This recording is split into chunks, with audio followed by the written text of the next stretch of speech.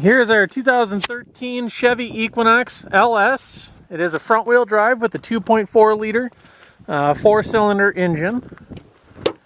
Obviously, as you can see, this will be a repairable vehicle with a salvage title due to front end damage. Kind of do a quick rundown here.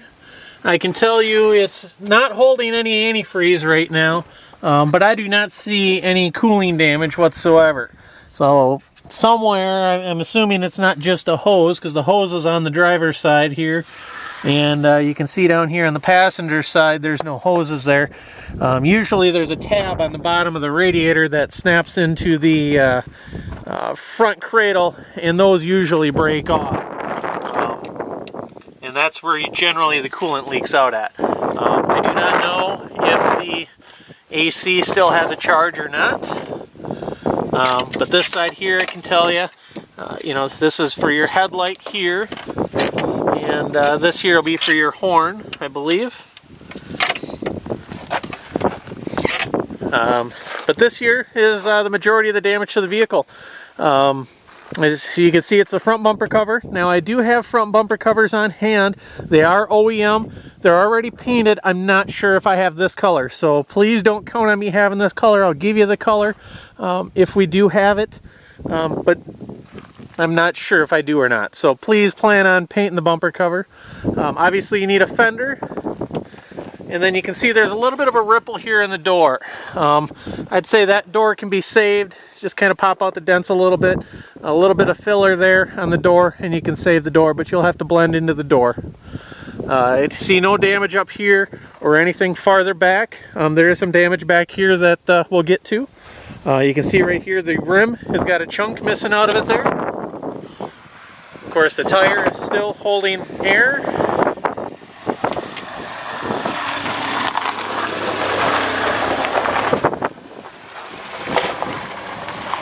This side here, I see no damage whatsoever. This fender here looks good.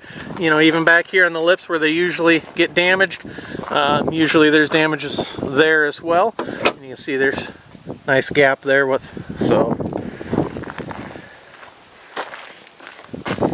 Just a little bit of a dent right here. You could leave it, paint it, touch it up, whatever you want to do. Otherwise, the hood itself looks fine. There's no damage back here on the hood. Of course, obviously the fender. Now this accident did take a hit right here in the rim, and the rim was pushed over, and thus the strut was damaged. We had replaced the strut back here and the lower control arm, so that way it can be running and driving. But if you look in there, when the strut was pushed over, you can see it kind of caused a little bit of damage there on the side of the frame rail. I'm not sure if it pushed anything over or not. I'm guessing it did just a little bit because there's a little pucker here in the front impact bar.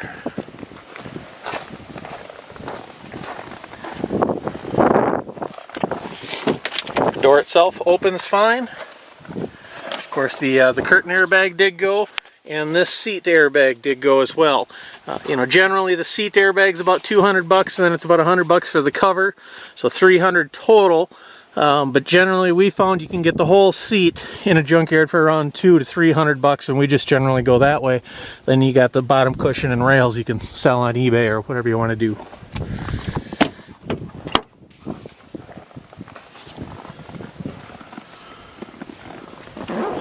Now back here as well, I don't know what happened here, but you can see that there's a little pucker in the bumper cover. Of course, the tail light's damaged. I don't see any damage on the edge of the lift gate. I don't really see anything here. Maybe there's just a little bit of a scuff right there that would buff out just fine. And of course, a little spider cracking. You can leave the bumper cover just like that if you'd like, or repair it. Of course, we cut the curtain airbags out just so that way we can move the vehicle around the yard without airbags hanging in our face. There's 20,000 miles. The tread looks like new. And this side here, I see no damage whatsoever.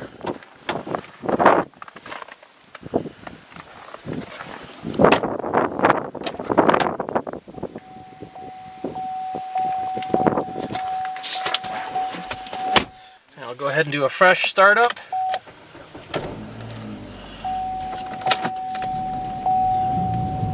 Back up here just a second.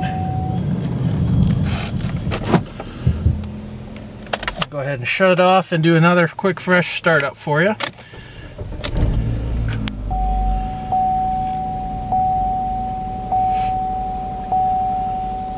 And see here, only the airbag light's on right here, and that's telling me to put my seatbelt on.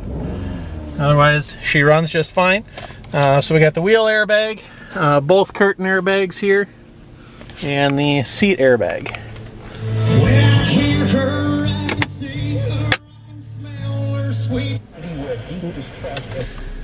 In other words, radio works just fine. I can't really test the air conditioning. It's saying it's 12 degrees outside right now, so if I turn the air on, obviously I'm going to feel cold air regardless, but I'm guessing it's holding air pressure, or coolant, refrigerant, sorry. Now I'll go out here, I'll do just a little bit of a test drive to show you. It does drive. Because it doesn't have coolant or very much coolant in it, I'm not going to go very far here.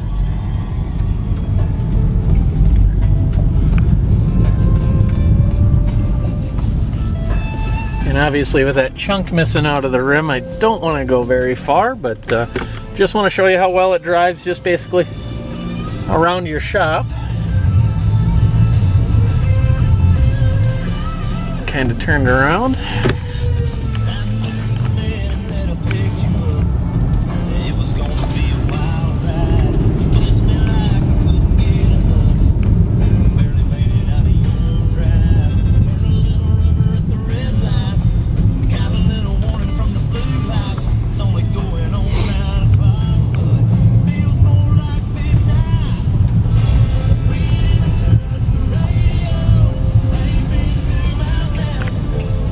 Go ahead and shut this off here really quick. As you can see, we do have actually 2 keys for this. That's kind of a rarity. We usually only get 1 key. It's only got lock on lock. You can get the, I believe the kit's around 120 bucks last I priced, to replace your key fobs with a remote start one if you are looking for a remote start. In other words, this one here, as you can see, we've got our Bluetooth, our volume control functions here, and your cruise control over here. Down here in the glove box, we do have an owner's manual for you. And down here, there is a USB port. Sorry, the sun's glaring you out there a little bit. Maybe that'll help. So that concludes our drive. I'll go ahead and do one more quick startup just so you can see there's no other idiot lights that come on. Just the airbag light. If you have any other questions, always feel free to email us. Thank you.